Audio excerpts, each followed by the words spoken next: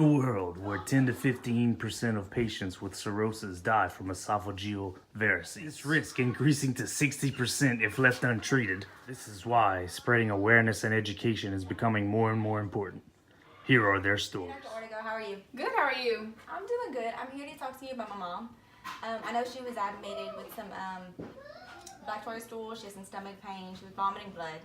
And I know she had some stomach distension and nausea. So I'm just here to see exactly what y'all think is going on with her. So remind me, what was your mother's name? Miss Mary? Okay, let's see. So it looks like she was diagnosed with esophageal varices, and do you know what that is? No. Okay, so it's a complex, tortuous, and enlarged veins at the end of the lower esophagus. Does your mother have a history of cirrhosis? Yes, she does. Okay, so cirrhosis can cause an increase in pressure, increased venous pressure, and this can cause a GI bleed. Okay. So the veins rupture? Yes. So the symptoms that you described are common manifestations of esophageal varices.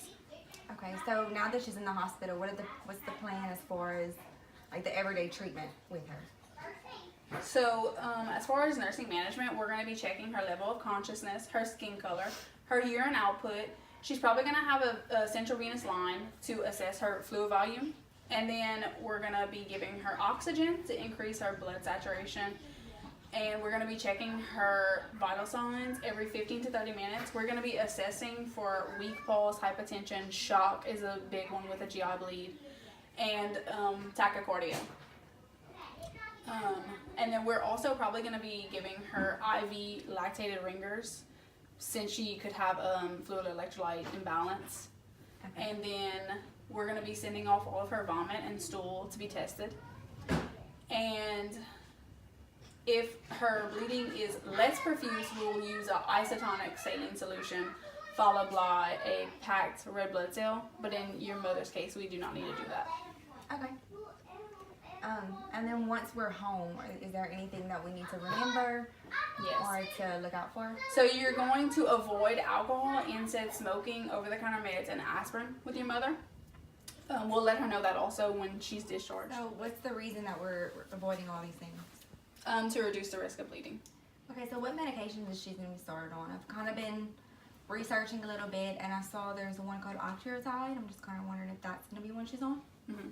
So we have prescribed her octreotide, and that's given IV to produce vasoconstriction and decrease the blood flow for the varices. And then also we're going to be starting her on a beta blocker, and also lactulose and rifampin to reduce the risk of hepatic encephalopathy. And then packed red blood cells and vitamin K during the bleed also we're going to be giving her. Okay. So what are some of the complications from this disorder? What's something that could possibly, I just want to know the risk.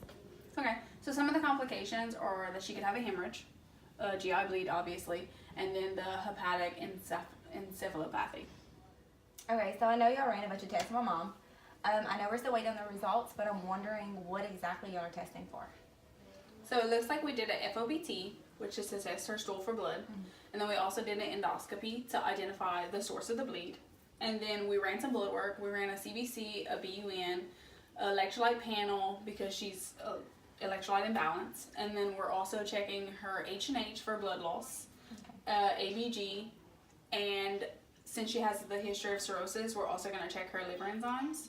And then we also cross-matched her for blood transfusions just in case she would need because she's losing so much blood. So when we do get those results, I will let you know. Okay, sounds good. Okay, thank you, doctor, for spending time. Let me know what's going on with my mom. I really appreciate it. Not a problem. Go ahead and give my office a call if you have any questions, okay? Okay, sounds good. Thanks.